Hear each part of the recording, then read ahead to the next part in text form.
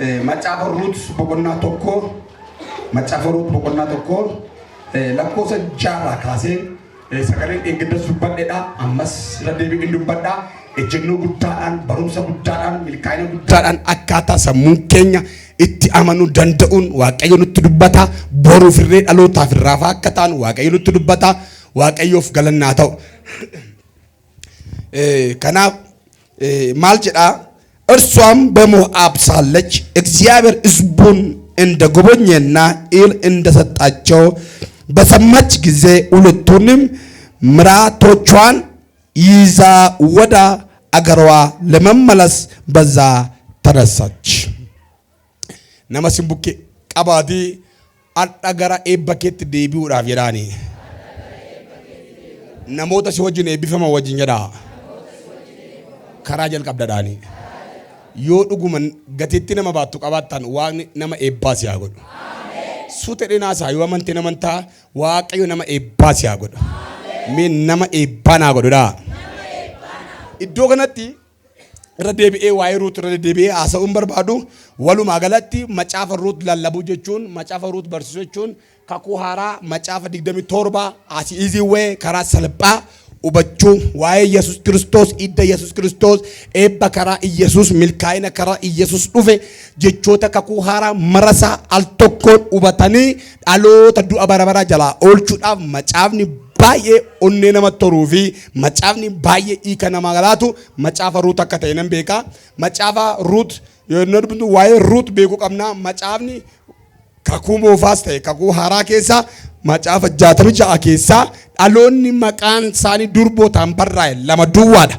Isaanis seenaa gurguddaa waan sammuu namaa gararraa aadaa gararraa ta'e karaa isaanii Waaqayyo waan hojjetee fi namoonni kun akka seenaan isaaf hin daganneef macaafa ta'anii maqaan isaanii akka kakuu moofaatti dubartiin namatti lakkaa'amtu kan isaanii garuu macaafa ta'ee barreeffamee taa'e kun seenaa addaadha.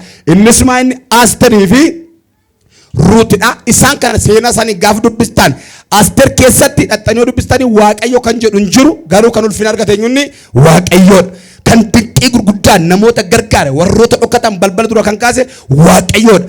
Maqaan Waaqayyo jedhu hin jiru jireenyi Waaqayyoodhaan urgaa'u baay'ee jira. Macaafa Ruut kan immoo yoo fudhattan Waaqa haraara buuse Yesus Waaqayyo abbaan tokkicha ilma isaa amma kennuufitti biyya lafaa jaalate isa jedhu kana waa'ee jaalala ofii dabarsee of kennuu kan ibsu macaafa Ruut gaaf dubbistan kiristaanni tokko kiristaana sirrii ta'uu kan ittiin beeknu nama nan jaaladhaan jaalala qaba jechuu kan danda'u macaafa Ruut kana haalaan dubbisee jaalala jechuun maal jechuu akka ta'e lapheen nama jaalalaan booji'amu akka ta'e namni sooressa jaalachuu hiyyeessa jaalachuu kan danda'u after you understanding the scripture or the oracle of Ruth macaafa Ruut kana akka bareedaatti akka dinqiitti gaafa hubannu macaafa waa'ee Kiristoos Yesuus fannoo irratti nu du'uusaa nu dhiiguusaa nu oolchuusaa akkamittiin waa'ee jireenya bara baraa masa mul'ata Yohaannis 21 keessa jiru sana immoo yeroo walitti qabate boqonnaa 4 yoo dubbistaan akkamittiin jireenya bara baraa keessatti oogdiidhaa baatee jechuun jireenya biyya lafaa mo'attee akkamittiin dhattee mana Boo'eez keessa gagalte Waaqayyo ilmaa Waaqayyo abbaan akkamitti akka keessatti ibsaman Boo'eez waan gurguddaadhaan Yesuusin akka fakkaatu Waaqayyo inni kan na caalu jira jechuun immoo Yesuus akka abbaa ulfeesse Boo'eez kun kan na caalu jira jechuunsa akkamittiin akka inni abbaa ibse dhoksaa gurguddaa macaafa Ruut keessa jiru gadi fageessinee gaafa hubannu ergaansaa waliigalaa raasuun asaalifoo yemmisat fiqir jaalala ofiisa dabarsee kennu isa jedhu achi keessa hin baranna. Yoo as keessa namni tokkoof namni lama Ruutiin haalaa yoo hubate addunyaa kana keessaa waldaa kana keessaa namni guddaan namni beekaan namni qalbii qabu jira jedhee namana. Gara biraa baradheen milkaa'aa nagadeen milkaa'aa tajaajileen milkaa'aa bulchaa ta'een milkaa'aa gaa'elattaan milkaa'aa wanta maluusee wanta jettu kam itti milkaa'uudha yoo barbaadde the good success way karaa milkaa'ina addaa tokko hubachuu barbaadde nagaduuf haa ta'u gaa'ela qabachuuf haa ta'u qotuuf haa ta'u barachuuf haa ta'u before you starting some participation be understanding these oracles kana macaafa kana akka ta'utti hubattee akka ta'utti yoo hubatte adeemsa keef humna guddaa bassoo garbuurra dhugdu damma kanniisarraa nyaattu aannan horiirraa argatu caala wanti ejjennoo kee amma dhumaatti cimsu macaafa Ruut akka ta'e in hubattaa jechuudha. Gara biraa macaafa Ruut irraa bu'aa tole jettanii yoo abboomamtan waan gaarii dacheen kun biqilchuu hundumaa hin nyaattu isa jedhu Isaayyaas 1:9 irra jiru sirriitti hubattee eebba abboomamuu keessa jiru isa keessa deebii 28 gubbaatti barreeffame hundasaa namni nyaachuu barbaade macaafa Ruut kana akka ta'utti bareechee hubata. Inni gara biraa isa Yesuus fannoo gubbaa taa'ee jechoota gurguddaa 7 inni waa'ee keenyaaf dafqee jedhe san namni hubachuu barbaade Ruut akkamittiin akka ishiin Nuhaamitti of kennite erga ishiin Nuhaamitti of kennite Nuhaamiin akkamittiin akka ishiin dabarsitee jireenya akkamittiin dabarsitee akka ishiin laatte erga hubanne booddee namni badhaadhummaa biyya lafaa kana duraan dursaa mootummaa koo qajeelummaa koo barbaada isa jedhu isa Maatiyos 6:33 namni hiiku barbaade duraan dursinee iddoo namaa ta'u waaqni kee waaqa koo sabni kee saba koo jettee waan kosii kana dhiiste akkatti ishiin waaqa ishee fi waaqa isa gurguddoota kana akka isheen filatte kana duwwaa miti. Namoonni Efesooniin, Filiippiisiin, Qolaasiyaasiin lallabuu yoo barbaaddan isin yeroo hundumaa jilbeeffannee waa'ee keessanii waaqayyoodhaan hin galateeffannaa. Isasin Yesuus Kiristoos amanuu keessanii fi warra waaqayyoof qulqullaan jaalachuu keessan isa jedhu barsiisuu barbaade. Akkamittiin ishiin Mo'aab keessa teessee otoo biran gahin amantiidhaan otoo hin argin warri amanan eebbifamoo isa jedhu ibsuu gaafa barbaadu akkamitti ishiin Mo'aab keessa teessee saba hin beekne nama hin beekne biyya hin beekne waaqa hin beekne akkatti ishiin akka jaalattee fi jaalalli Kiristoos akkamitti akka nama qabu hubachuu barbaadde macaafa Ruut kan gadi fageessitee hubatta. Kana biraa waaqayyo warra isaaf abboomamaniif akkamittiin ati na tajaajili midhaan kee bishaan kee na eebbisa jecha jedhu hubachuu yoo barbaadde akkamittiin dhattee ishiin maasaa Bo'eez keessa gaafa hojjettu Bo'eez immoo yeroo misaa yeroo maalii jedhee akkamittiin akka ishii kenneefi kan qabuuf hin dabalama isa jedhe immoo isa nyaattee dhudhu yaala fudhattee akka ishiin galtuuf akkamitti akka ishiidhaaf kenname macaafa Ruut kana nama siruu keemmee machooftee galta dhaariyaarra. Mee warri wangeela kana barbaadan maqaa gooftaan humni wangeela har'a sitti haa galu jedheen. Olutaan natti haa galu mi'aati. Haaleluyyaa. Ani amma dhaadannoon koo jennoon koo inni guddaan ji'a 3 toon guutiin otoo faasikaan hin dhufin namoonni amma kana ergamoota waaqayyoo ta'anii namoonni amma kana arraba ibidda uffatanii namoonni amma kana dhugaa kana qabatanii akka isaan billatti hiikan kan nama gochisiisu namoota waa'ee waaqayyoo karaa jalqabsiisa. Iyyaati karaa milkaa'inaan jalqabadha. Hallelujah. Taabaka. Macaafa Ruut kana akkatti akka hubattan akkatti akka barattan akkatti iddoo akkatti laattan barbaada. Hoduu jalaa ba'uudhaaf, hiyyummaa jalaa ba'uudhaaf, kisaaraa jalaa ba'uudhaaf, gadda keessan kaleessa irraanfachuudhaaf yoo barbaadan hardhuma galgala kanaa kaasan ejjennoo keessan akka gaariitti iddoo gaariitti akkasin dhaabbattan nan barbaada. Akkana jedha madureen koo galgala kanaa the good way of success karaa milkaa'inaa isa gaarii isa dansaa isa baay'ee gaarii excellent ways powerful ways intelligent ways comfortable ways karaa baay'ee gaarii yookaan karaa jajjabinaa karaa itti milkoofnu waan barbaade itti qabadhu garuu yaada koo bicha hubadhu malee karaa milkaa'inaa isa gaarii to success by whatever by multi-dimension kallattii kamiin waan kamiin milkaa'uudhaaf wantoonni nama fayyadan maal agoonu what we can do to success milkaa'uudhaaf maal gochuutu nutti jiraata. Milkaa'u jechuun maal jechuudha birraa innaa kana barreeffadhaa. Milkaa'u jechuun yeroo namaaf hiiknu yeroo keenya ofii keenya gaafa hiiknu sammuu keenya keessatti gaafa kana hiikkannu milkaa'ina jechuun maal jechuudha. Sammuu keetti maa barreessi ofii keetti maa barreessi akkaawuntii keetti maa barreessi daldala keetti maa barreessi qabeenya keetti maa barreessi jireenya keetti maa barreessi. Namni tokko makkanaawwan ማለት ምን ማለት ነው? Namni tokko milkaa'uudhaaf honneeffannaan fedhiin guddaa namni milkaa yoo jette milkoofte walumaa galatti milkaa'ina jechuun maal jechuudha? Makkanaawwan ማለት ምን ማለት ነው? Makkanaawwan ማለት milkaa'u jechuun kaayyoo dhalataniif kiyyoon hidhamanii kaayyoo dhalataniif kaayyoo uumamaniif kiyyoon hidhamanii amma guddoo kaayyoo ofiitti adeemsa waaqayyoon gammachiisu deemsa waaqayyooti tolu deemuudha. መከናወን ማለት ለተፈጠርነው ዓላማ በየትኛውም ወጥመድ ታስረን እግዚአብሔርን እያስደሰትን ለሱ የኖረን እስከ ፍጻሜ መራመድ መቻል ነው። milkaa'ina jechuun kaayyoo dhalataniif kiyyoodhaan qabaman iyyuu rakkinaan qabaman iyyuu otoo beela'an iyyuu otoo ari'ataman iyyuu otoo jibbaman iyyuu amma dhumaatti deemsa ofii waaqayyoon gammachiisa jireenya ofii waaqayyoon gammachiisa guutuu ofiitiin hirdhuu ofiitiin waaqayyoon gammachiisa adeemsa amma gaaf Yesuus Kiristoos dhufutti deemuu danda'uudha jedha.